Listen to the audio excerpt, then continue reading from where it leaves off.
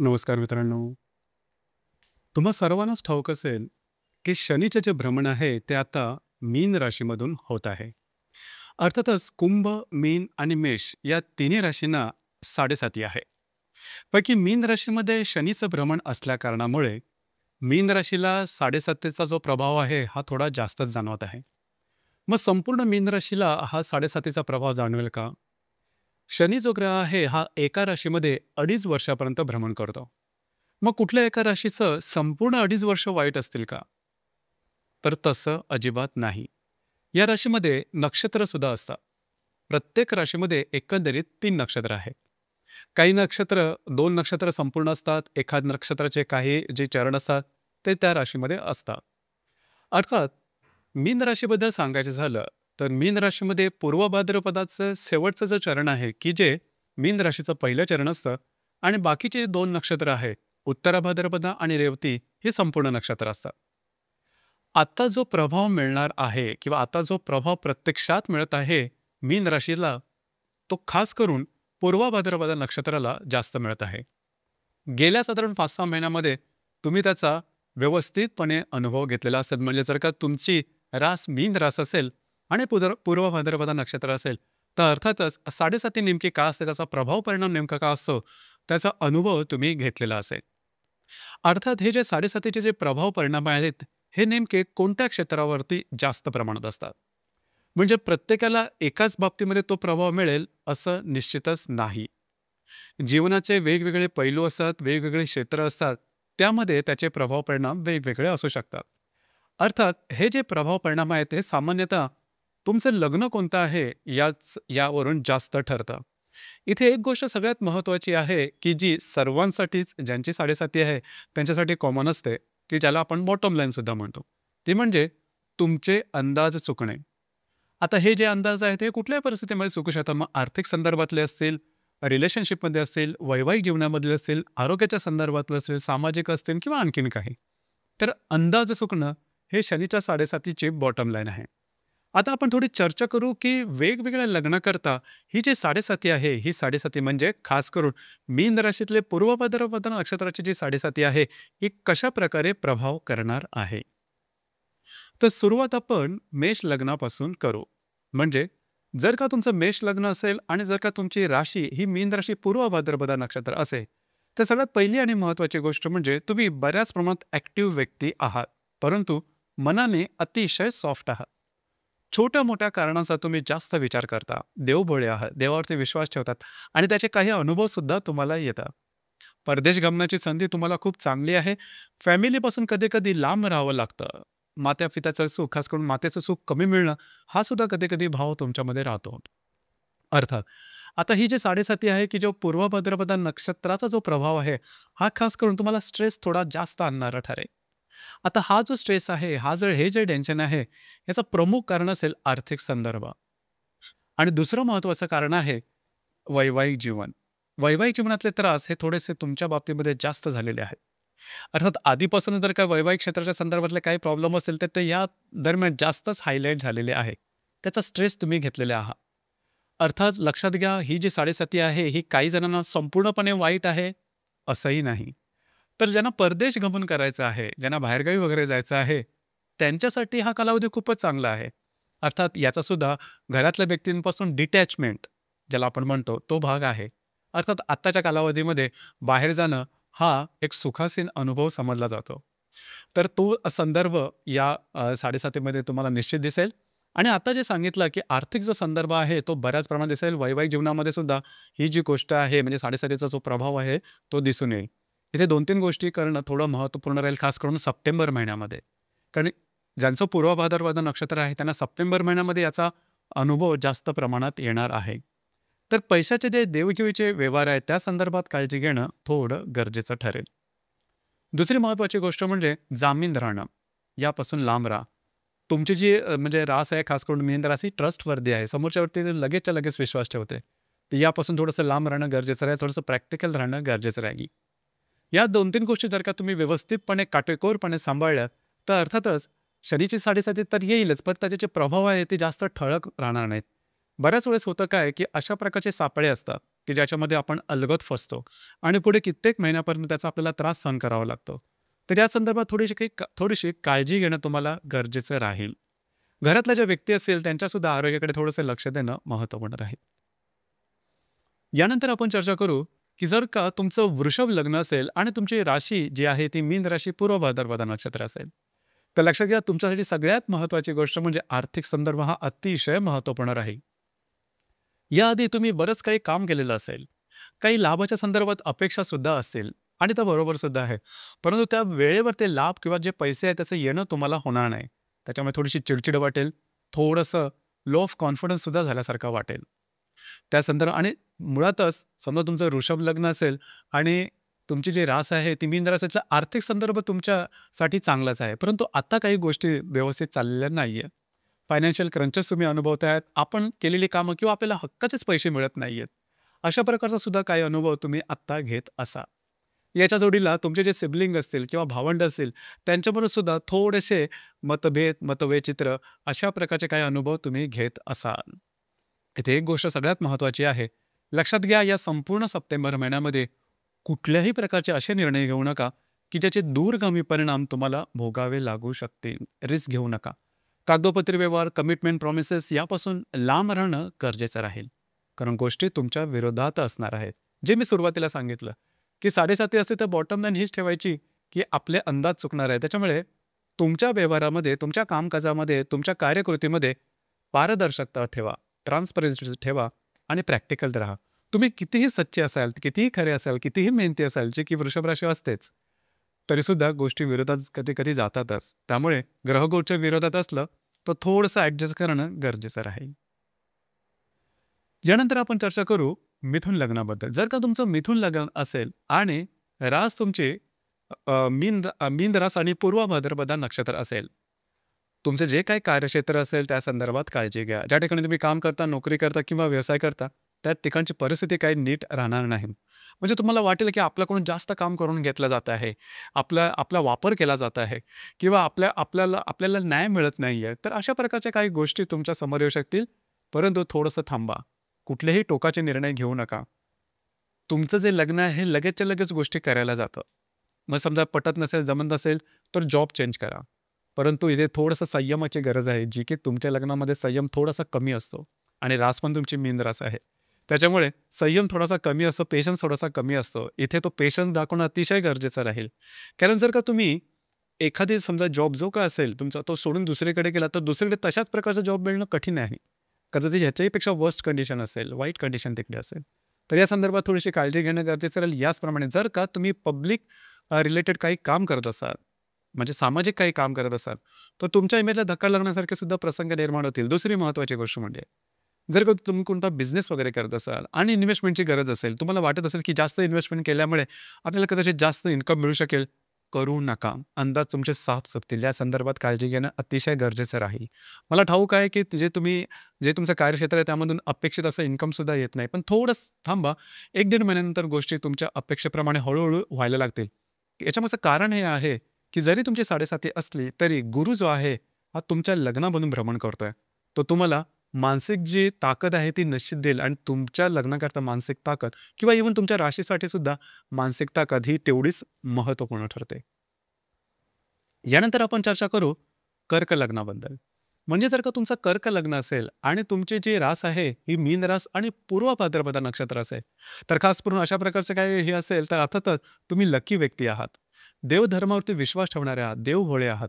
बऱ्याच वेळा तुम्हाला त्याचा अनुभव सुद्धा खूप चांगल्या प्रकारचा आलेला असेल.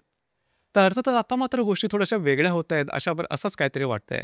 कारण गेल्या 2.5 वर्षात तेवढंच तापदायक गेलं आणि आत्ताच मार्चपासून चालू झालेला कालावधी सुद्धा काही म्हणावा तेवढा चांगला नाही. गोष्टी आणखीनच थोड्याशा वाईट होत जात आहेत.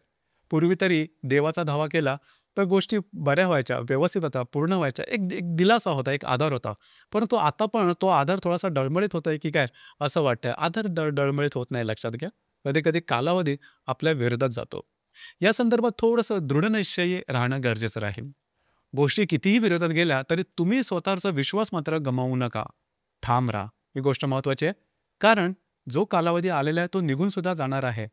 रात्री मागून दिवस, दिवसामागून रात्र हे निसर्गाचं चक्रच आहे. फक्त तुम्हाला थोडंसं 1 ते 1.5 महिने लक्ष देणं गरजेचं राहील, थोडं ठाम राहणं गरजेचं राहील. कुठल्याही प्रकारचे असे निर्णय घेऊ नका, की जेणेकरून तुमच्या आयुष्यावरती किंवा त्याचा तुमच्या लाईफटाईमवरती दूरगामी परिणाम होतील. या संदर्भात काळजी घेणं गरजेचं राहील. दुसरी महत्त्वाची गोष्ट, जर का तुम्हाला परदेश गमन वगैरे करायचं असेल, तर त्याकरता हा कालावधी चांगला आहे. परंतु इथे एक गोष्ट लक्षात घ्या, तुमच्यासाठी गुरु हा तेवढा चांगला नाही. परंतु परदेश गमनासाठी मात्र हा जो कालावधी आहे तो उत्तम म्हणता येईल. यानंतर आपण चर्चा करू, जर का तुमचं सिंह लग्न असेल आणि मीन रास पूर्व भाद्रपद नक्षत्र असेल, तर या बाबतीमध्ये आरोग्याकडे लक्ष देणं गरजेचं राहील. कारण आरोग्याचे कुठले ना कुठले त्रास तुम्हाला असतीलच. ते असं नाही आहे की आता 7:30 चालू झाली आहे म्हणून आहे, ते आधीपासूनच असतील. आणि असे काही त्रास असतील तर त्या संदर्भात काळजी घेणं थोडंसं गरजेचं राहील. कारण तशा प्रकारचे काही अनुभव किंवा तशा प्रकारची काही लक्षणं तुम्हाला दिसू शकतील. कुठल्याही प्रकारच्या नवीन कामाची सुरुवात या संपूर्ण महिन्यामध्ये किंवा 1-1.5 महिन्यामध्ये करू नका. अंदाज तुमचे साफ चुकतील. आणि सगळ्यात महत्त्वाची गोष्ट म्हणजे इझी मनीच्या मागे धावू नका. तुमची जी म्हणजे तुमचं जे लग्न आहे हे बऱ्याच वेळा बिनधास्तपणे निर्णय घेणारं असतं. जे व्हायचं ते बघू, आपण निर्णय तर वरून टेस्ट करू. ही चूक करू नका. कारण आता घेतलेले निर्णय त्याचे त्रास येणाऱ्या कित्येक महिन्यापर्यंत तुम्हाला सहन करावे लागतील. थोडंसं पेशन्स धरा, थोडंसं गोष्टींबरोबर किंवा परिस्थितीचे ॲडजस्ट करा.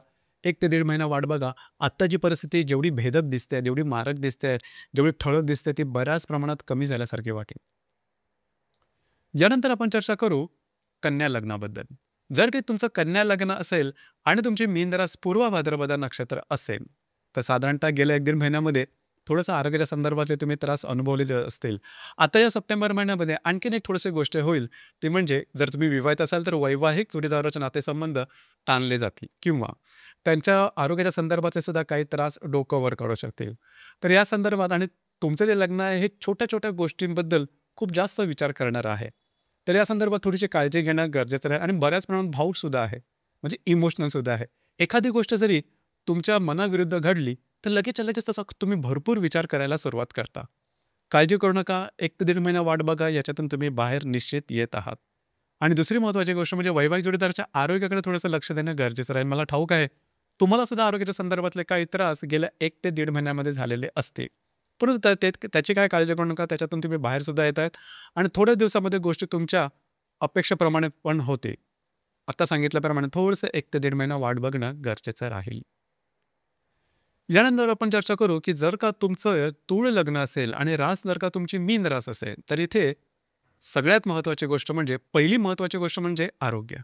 आरोग्याकडे थोडंसं लक्ष देणं गरजेचं राहील. आरोग्याच्या संदर्भातले काही त्रास आधीपासूनचे असतील, तर आता ते थोडे ठळकपणे जाणवतील.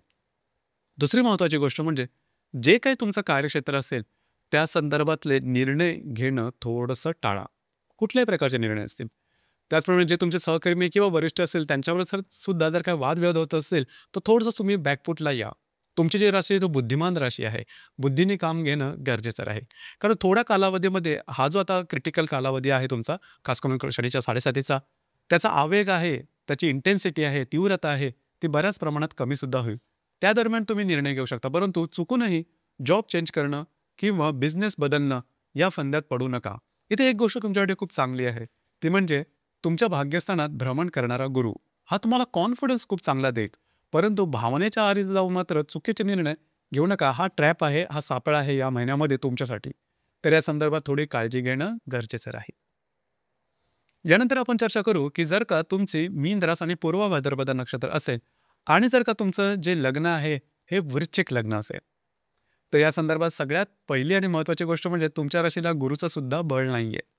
दुसरी महत्त्वाची गोष्ट म्हणजे गेल्या 1-1.5 महिन्यामध्ये घरातल्या ज्या व्यक्ती, घरातल्या ज्या गोष्टी आहेत, घरातल्या ज्या कुरबुरी आहेत, ह्यासुद्धा फार जोरदारपणे समोर आलेल्या आहेत. आत्ता साधारण सप्टेंबर महिन्यामध्ये आणखीन गोष्ट थोडी महत्त्वाची राहील, ती म्हणजे जर का तुम्ही रिलेशनशिपमध्ये असाल, तर रिलेशनशिपमध्ये जे कॉम्प्लिकेशन्स आहेत ते या महिन्यामध्ये जोरदारपणे ठळकपणे समोर येतील. काळजी घ्या. दुसरी महत्त्वाची गोष्ट म्हणजे ज्या गर्भवती महिला आहेत त्यांनी स्वतःच्या आरोग्याकडे लक्ष देणं अत्यंत गरजेचं राहील. आरोग्याच्या संदर्भातले छोटे-छोटे जरी त्रास जरी असतील, तरी ते जोरदारपणे समोर होते. त्या संदर्भात सावध राहणं थोडं गरजेचं राहील. अर्थात तुमच्यासाठी म्हणजे तुमचं वृश्चिक लग्न किंवा मीन रास याच्यासाठी तुमचं जे एकत्रित पत्रिका आहे थोडीशी लकी आहे. देव भोळे आहे, देवावरती विश्वास ठेवणारे आहेत.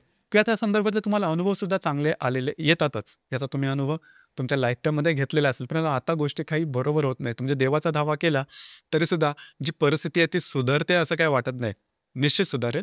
फक्त 1 ते 1.5 महिना थोडंसं थांबा. गोष्टी तुमच्या अपेक्षेप्रमाणे होतील. पूर्णपणे नाही, परंतु आत्ताची जी तीव्रता आहे ही बऱ्याच प्रमाणात कमी होईल. दुसरी महत्त्वाची गोष्ट म्हणजे जे विद्यार्थी वर्ग आहेत, त्यांनी आत्ता थोडंसं जास्त मेहनत करायला हवी.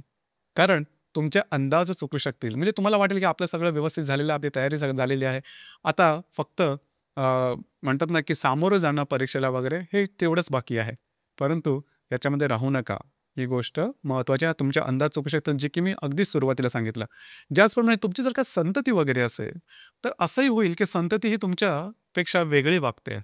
तुम्हाला दाद देत नाहीये किंवा त्या संदर्भातले सुद्धा थोडेसे प्रश्नचिन्ह मनात उभे राहतील. परंतु लगेचच्या लगेच अशा काही निर्णयापर्यंत पोहोचू नका. कारण मुळातच तुम्ही थोडेसे सिक्रेटिव्ह आहात. मनातल्या गोष्टी लवकर शेअर करत नाही. शेअर करत चला, जेणेकरून या कालावधीमध्ये तुमचा बॅड पॅच चालू आहे, त्यामध्ये तुम्हाला चांगलं गाईडन्स मिळू शकेल, की जेणेकरून मनाची उभारी येईल. तर या गोष्टीकडे थोडंसं लक्ष देणं गरजेचं राहील. यानंतर आपण चर्चा करू, जर का तुमचं धनु लग्न असेल आणि जर का तुमची जी रास आहे ही मीन रास असेल, तर या संदर्भात 2-3 गोष्टी त्याच्याकडे लक्ष देणं गरजेचं राहील. घरातलं जे वातावरण असेल ते आता ढवळून निघालेलं असेल. घरातल्या व्यक्तींबरोबरचे नातेसंबंध काही ठीक नसतील, ताणले गेलेले असतील. घरातल्या ज्या मोठ्या व्यक्ती असतील त्यांच्यासुद्धा आरोग्याच्या संदर्भातले काही त्रास तुम्ही नव्याने पाहिलेले असते. अशा प्रकारचे काय त्रास असते ते लगेचच्या लगेच डॉक्टरी इलाज करणं गरजेचं राहील. आणि जे काही घरामध्ये गढूळ वातावरण तयार झालेलं आहे, घरातल्या व्यक्तींच्या नातेसंबंध जे काही ठीक राहिलेले नाही आहेत, 1 ते 1.5 महिन्यामध्ये हळू-हळू जे मिसअंडरस्टँडिंग किंवा गैरसमज झालेले होते ते नॉर्मल होते. गेल्या 1-1.5 महिन्यामध्ये सुद्धा तुम्ही घेतलेले निर्णय चुकत होते. बऱ्याचशा गोष्टी तुम्ही करायला धावत होता पण होत नव्हत्या. त्याच्यामधून सुद्धा हळू तुम्ही बाहेर या. मी असं म्हणणार नाही की 1-1.5 महिन्यानंतर गोष्टी अगदी पूर्णपणे व्यवस्थित होऊन जातील. परंतु आत्ता जेवढी तीव्रता, आत्ता जेवढा स्ट्रेस आहे, तो मात्र निश्चित कमी होईल. थोडंसं स्वतःच्या आरोग्याकडे लक्ष देणं गरजेचं राहील. कारण हा जो स्ट्रेस तुम्ही घेता आहात किंवा घराचं जे गढूळ वातावरण झालेलं आहे, त्याचा परिणाम तुमच्या शरीरावरती सुद्धा होतो आहे, खास करून मानसिकतेवरती. इथे थोडंसं तुम्हाला स्वतःला सावरणं गरजेचं राहील. यानंतर जर का तुमचं मकर लग्न असेल आणि तुमची मीन रास आणि पूर्व भाद्रपदा नक्षत्र असेल, तर साधारणतः तुम्ही बघितलं असेल, म्हणजे तुम्ही ज्या व्यक्ती आहात या बऱ्याचशा मेहनती आहात. तुम्हाला फिरायला वगैरे आवडतं, वेगवेगळ्या लोकांशी संपर्क करायला आवडतं, वेगवेगळे आव्हानं स्वीकारायला आवडतात आणि तुमचं जे कम्युनिकेशन आहे किंवा लोकांबरोबरचा जो रॅपो आहे तो सुद्धा अतिशय चांगला आहे. परंतु आता याच गोष्टी थोड्याशा वेगळ्या होत चाललेल्या आहेत. खरं तर गेल्या काही महिन्यामध्ये तुम्ही त्याचा अनुभव सुद्धा घेतलेला असेल. कारण आत्तापर्यंत जी माणसं अगदीच चांगली वागत होती, तीच थोडी वेगळी वागतायत का असं वाटतंय. परिस्थितीसुद्धा थोडी वेगळी झाली आहे का? अशा प्रकारचा काही अनुभव किंवा अशा प्रकारच्या काही गोष्टी तुमच्याबरोबर होत आहेत आणि त्यातच गेल्या साधारण 1-1.5 महिन्यामध्ये पैशाच्या संदर्भामध्ये सुद्धा अनपेक्षित, अनावश्यक खर्चही झालेले आहेत. मग आता नेमकं काय करायचं? आत्ता साधारण येणाऱ्या 1 ते 1.5 महिन्यामध्ये कुठल्याही प्रकारची अशी कामं करू नका, की ज्याचा सरळ-सरळ परिणाम तुमच्या जीवनावरती होते किंवा लाँग टर्मवरती त्याचा परिणाम होईल. छोटे किंवा मोठे निर्णय जरी घ्यायचे असेल तरी पोस्टपोन करा. तो थोडेसे पुढे ढकला किंवा घेऊ नका. हे सगळ्यात महत्त्वाचं ठरेल. कारण घेतलेले निर्णय हे चुकण्याची शक्यता जास्त राहील. ही गोष्ट अत्यंत महत्त्वपूर्ण राहील. याचप्रमाणे भाईबंदकीचे काही व्यवहार असतील किंवा तसे काही त्रास असतील, तसे काही प्रॉब्लेम असतील, तर या संपूर्ण सप्टेंबर महिन्यामध्ये किंवा इव्हन ऑक्टोबर महिन्याच्या सुरुवातीला सुद्धा ते जोरदारपणे किंवा ठळकपणे समोर येतील.